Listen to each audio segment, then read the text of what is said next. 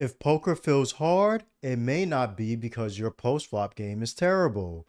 I have been a winning poker pro for 7 straight years, and one of the biggest reasons is because I try not to create tough decisions before the flop. In this video, I'm going to break down the pre-flop decisions that are making poker harder than it needs to be, so you can start putting yourself in better spots and winning more money today. A lot of players think the hard part of poker starts on the flop, turn, or river. They get into a bad spot with one pair, a weak draw, or a hand that cannot handle pressure, and then they say, I just do not know what to do post flop. But many times, the flop did not create the problem, your pre flop decision did. Let's say you were playing a 1-3 or 2-5 game and you were in the small blind.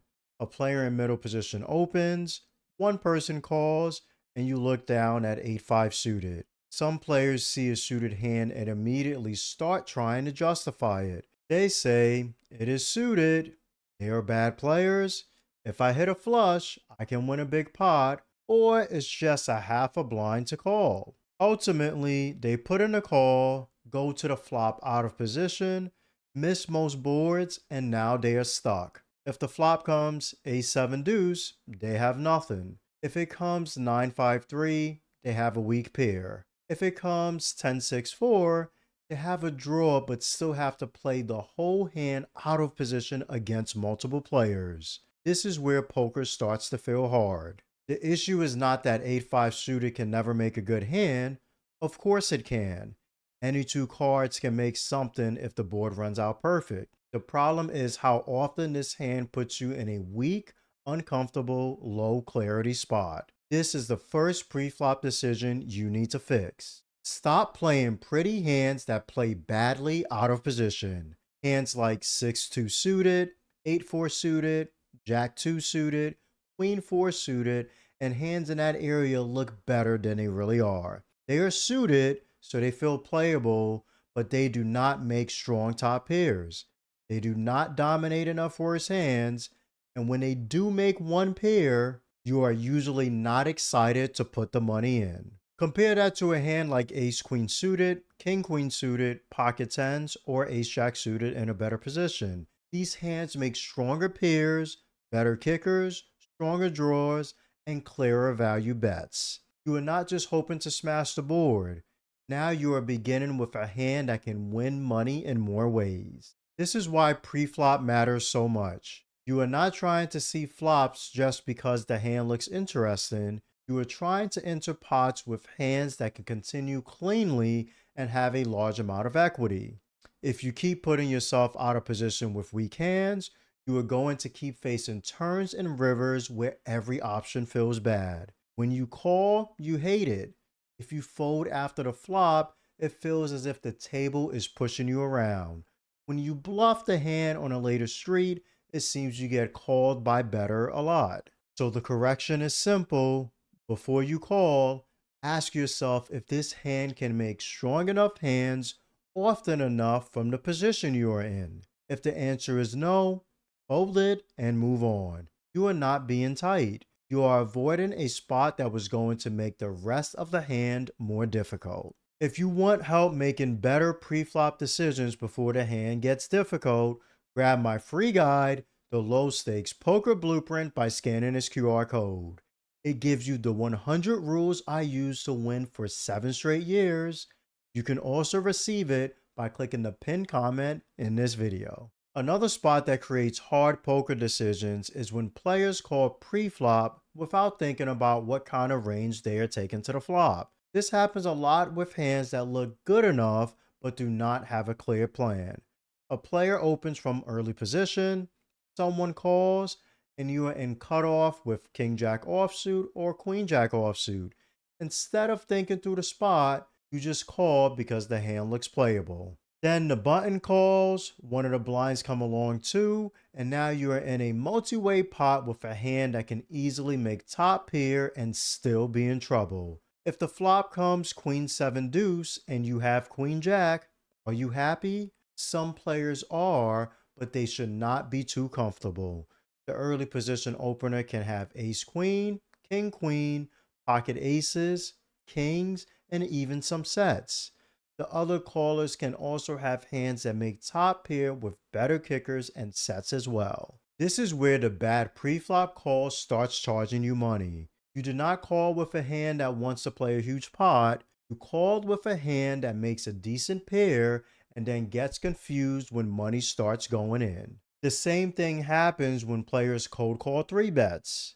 Someone opens to $20, another player 3 bets to $60, and you are sitting there with a hand like ace queen offsuit, pocket nines, or pocket eights in the blinds. Instead of deciding whether the hand is strong enough to 4 bet or too weak to continue, they just call. Now the original opener can still act after you and 4 bet. The pot is already bigger, and once you put in a call, your range starts to become capped and obvious to any player at the table with a brain. You are inviting yourself into a spot where the 3 better has the aggression, you do not know where you stand, and the stack to pot ratio is going to create pressure very quickly. This is the second pre-flop decision you need to fix. Stop using loose flats and cold calls in bad spots. Calling feels safe because it delays the problem, but in poker, delaying the problem does not make it go away. It usually makes the next street more expensive. When you cold call a 3 bet, you are often saying, I do not want to fold, but I also do not want to raise. That is not a strategy, but it does show how uncertain you are. In a lot of these spots, you should be thinking 4 bet or fold. If your hand is strong enough to continue aggressively and the situation makes sense, put in a 4 bet. If it is not, fold and let the hand go. This does not mean you can never call pre-flop. There are spots where calling is completely fine, but in the 2 spots I described, it is better to not. Before calling, ask what your hand is trying to do. Are you dominating worse hands? Are you in position? Are you closing the action? Are the players behind you likely to squeeze?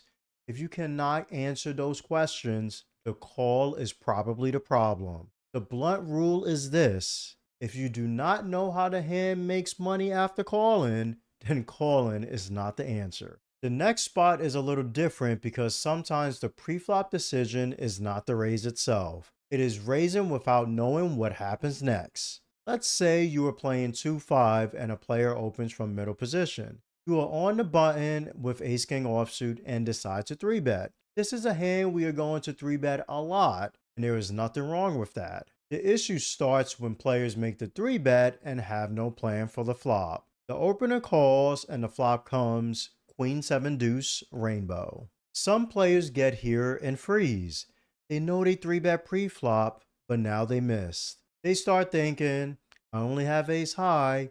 What if he has a queen? What if they call? What if I get raised? That is not where the plan should begin. The plan should have started before you put in a 3-bet. When you 3-bet pre-flop, you need to already have some idea of which boards are better for your range, which boards are better for your opponent, and what you are going to do when you miss. If you only 3-bet because the hand looks strong, you are going to struggle on a lot of flops. On a board like queen 7 deuce rainbow, the 3-better can still have hands like pocket aces, pocket kings, ace queen, and pocket queens for top set.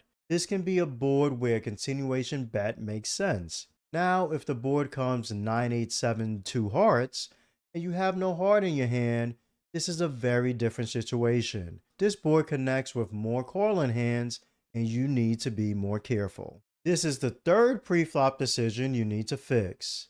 Stop entering 3-bet pots without a post-flop plan. A 3-bet pot is not the same as a single raised pot. The pot is bigger, the stacks go in faster, and one bad continuation bet can set up a turn or river spot you are not ready for. This is especially important for beginners because they often think the hard decision is whether to bet the flop. But the real decision was whether you understood the what and why of the pot you were building pre-flop. If you 3-bet ace king, ace queen, king queen, pocket jacks, tens, or sometimes some other suited broadways, you need to know what kinds of boards help your range. You also need to know when the board is better for the caller and when checking back or slowing down is the better option. You do not need to play perfect, you just need a simple plan. Before you 3-bet, ask yourself what happens if they call. What boards are you betting? What boards are you checking?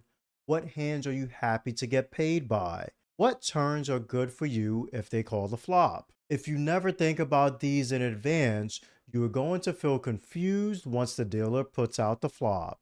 When players feel rushed, they either bet too much because they think aggression solves everything, or they check too much because they are afraid of making a mistake. If you want more low stakes rules like this, scan this QR code to grab my free guide, The Low Stakes Poker Blueprint. You will receive the 100 rules I used to win for 7 straight years. You can also receive it by clicking the link in the pinned comment. This next preflop decision is one many players do not think about enough because it has nothing to do with the two cards in their hand. They look down, see a playable hand, and enter the pot without thinking about the position, the stacks, or the players left to act. Then they wonder why the hand turns into a mess. Let's say a loose player opens, you are in hijack with ace 10 suited, and there are two aggressive players behind you. One of them has been 3-betting a lot, and the button is not afraid to put pressure on people.